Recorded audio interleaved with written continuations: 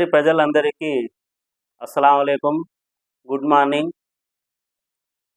EC గారు 10 రోజులు పొడిగించినందుకు వాళ్ళకు ధన్యవాదాలు తెలియపరుస్తున్నాము.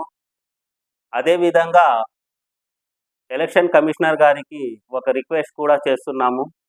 ఎందుకంటే మీరు ముందు టైం కొంచెం తక్కువ ఇచ్చినారు కాబట్టి చాలామంది బిఎల్ఓలు ఇంటింటికి వెళ్ళలేకపోయినారు.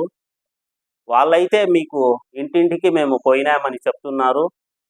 దాదాపు 100 మంది బిఎల్ఓలు ఉంటే ఒక 30 మంది ఇంటింటికి పోయి ఉంటారు. దాదాపు 70% మంది ఇంటింటికి వెళ్ళలేదు. చాలామంది ప్రజలు ఇప్పుడు కూడా మా ఇంటికి బిఎల్ఓ వస్తాడేమో, ఆయనే అప్లికేషన్ ఫిలప్ చేసుకుంటాడేమో అని ఇంకా వెయిట్ చేస్తున్నారు. అందుకని దయచేసి టైం ఎట్లా పెంచినారు కాబట్టి ప్రతి ఒక్క బిఎల్ఓ కూడా మేము రిక్వెస్ట్ చేస్తున్నాము. ప్రతి ఒక్కరు కూడా వీధికి తిరగండి, ఇంటింటికి తిరగండి. చాలామందికి ఇంకా ఫామ్స్ అందలేదని వాళ్ళు వచ్చి మాకు అడుగుతున్నారు. ఫామ్స్ కూడా ఇంకా వాళ్ళకి చేరకపోతే వాళ్ళ ఓటు హక్కు ఎట్లా వస్తుంది?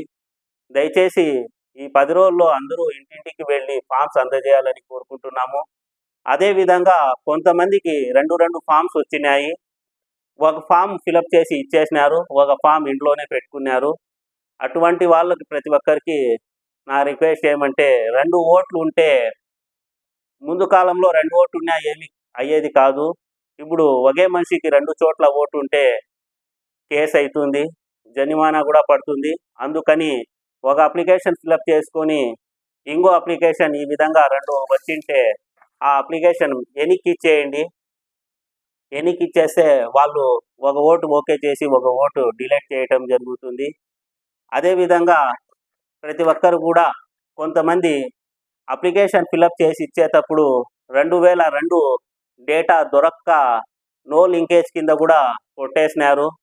టైం లేదు కాబట్టి పై అధికారులతో ఫుల్ ఒత్తిడి ఉంది, బిరింగా చేయండి అని.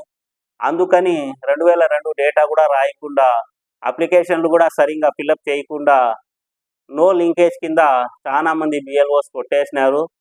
వాళ్ళకి నా రిక్వెస్ట్ ఒకటే, ఇప్పుడు టైం దొరికింది కాబట్టి ప్రతి ఒక్కరి డేటా చెక్ చేసి, వాళ్ళ ఫోన్ నెంబర్స్ కూడా మీ దగ్గర ఉంటాయి, అప్లికేషన్లు కూడా కరెక్ట్గా ఫిలప్ చేసి ప్రతి ఒక్కరికి కూడా ఓటు హక్కు వచ్చేటట్లు చేయాలని, అదేవిధంగా ప్రజలు కూడా ఈ అవకాశాన్ని సద్వినియోగం చేసుకోవాలని కోరుకుంటున్నాను.